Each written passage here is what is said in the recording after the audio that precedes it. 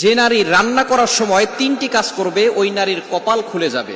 আল্লাহ পাক রব্বুল আলামিন ওই নারীকে সম্পদশালী বানিয়ে দিবেন। আল্লাহ পাক রব্বুল আলামিন ওই নারীর ঘরে বরকত নাজিল করবেন। ওই নারীর ঘরে আল্লাহ পাক রব্বুল আলামিন রহমত নাজিল করবেন।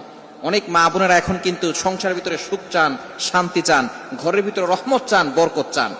বিশেষ করে যে সমস্ত নারীরা সংসারে বরকত চান তারা কিন্তু অবশ্যই এই তিনটি কাজ করবেন। দেখবেন আপনার ঘরের ভিতরে শান্তি আসবে এবং আপনার রান্না সুস্বাদু হবে এবং আপনার রান্না যারা খাবে তারাই আপনার প্রশংসা করবে। আমরা অনেকেই কিন্তু নিজের প্রশংসা শুনতে চাই এবং অনেকেই আমরা ঘরের ভিতরে বরকত চাই, রহমত চাই। এজন্য আমরা এই তিনটি কাজ করব।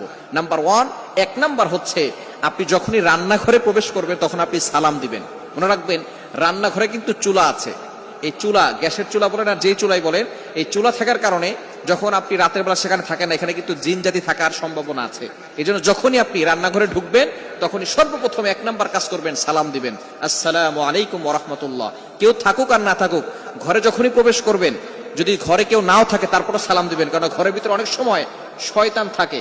আপনার সালাম দেওয়ার কারণে সেই শয়তান সেখান থেকে বের হয়ে যাবে। শয়তান আপনার ঘরের ভিতরে আর বসবাস করতে পারবে না, সেখান থেকে শয়তান বের হয়ে যাবে। আল্লাহ পাক রব্বুল আলামিন নিজে বলে দিয়েছেন, কোরআন খুলেন, আল্লাহ পাক রব্বুল আলামিন বলছেন 18 নম্বর পারা 17 নম্বর পৃষ্ঠার 13, 14, 15 নম্বর লাইন, সূরাতুন নূরের 61, 61 নম্বর আয়াতে রব্বুল আলামিন বলেন, ফাইদা দাখালতুম বুয়ুতান ফাসাল্লিমু আলা আনফুসিকুম তাহিয়াতাম মিন ইনদিল্লাহি মুবারাকাতান তাইয়্যিবা। যেই ঘরে ঢোকার সময় কোনো ব্যক্তি যদি সালাম দেয়, আল্লাহ পাক রব্বুল আলামিন ওই ঘরের ভিতরে বরকত নাজিল করেন। আল্লাহ পাক রব্বুল আলামিন পবিত্র রিজিক সেখানে দান করেন।